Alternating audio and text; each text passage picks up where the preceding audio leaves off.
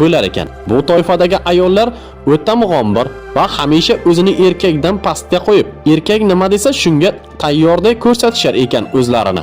Ularning xiyonati oila qurilmasdan avval boshlangan bo'lib, bu holat bir umr davom etishi mumkin ekan. Past ovozda gapirib, hamisha ishdan kech keladigan va uyiga oziq-ovqat ko'tarib kelib, erining ko'ziga tik qarab, erini yo'q joydan yo'q xayollardan rashk qiladiganlar aslida o'zlari xiyonatkor sanalib, ular avvaldan boshqasini sevishar ekan.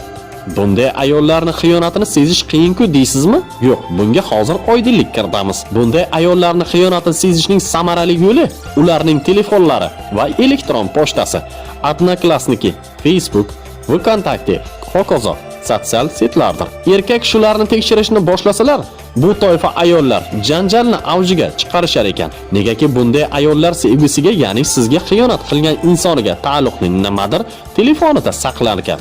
Mana fakt sizga. 3-usul. 3-toifadagilar o'tmishdan qutula olmaydiganlar sanalib, bunday ayollar har doim o'tgan sevgisi bilan hozirgisini solishtirib yurar ekan. Agarda nimadir yoqmay qolsa, darrov o'tmishga qaytib, u bilan muhokamani har xil qilib yana asliga qaytar ekan. Bu toifadagi ayollar oilani umuman qadrlamaydigan ayollar sanalar ekan. Bunday ayollarni xiyonat qilishi mumkinligini yoki xiyonat qilganini qanday bilsa bo'ladiki, bu ayollar erining kamchiligini yuziga to'xtamay aytar ekan. Bu degani esa ayol qanday erkakni xohlayotganini va u bilan har damda uchrashayotganidan dalolat ekan. 4-usul. Bu toifa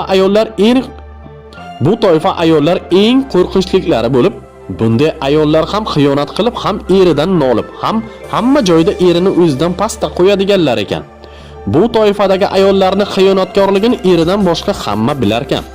Bu xildagi ayollar erini ko'zini yerdan ko'p pul topishi va oilada aniqrog'i yotoqda ham erini deyishi bilan erkak ko'zini bo'yar ekan.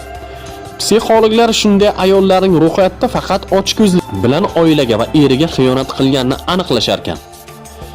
5-usul. Bu toifadagi ayollar eridan faqat sevgi talab qilib, o'zi siz meni falonchini xotinini sevganchalik sevmaysiz deydiganlar bo'lar ekan.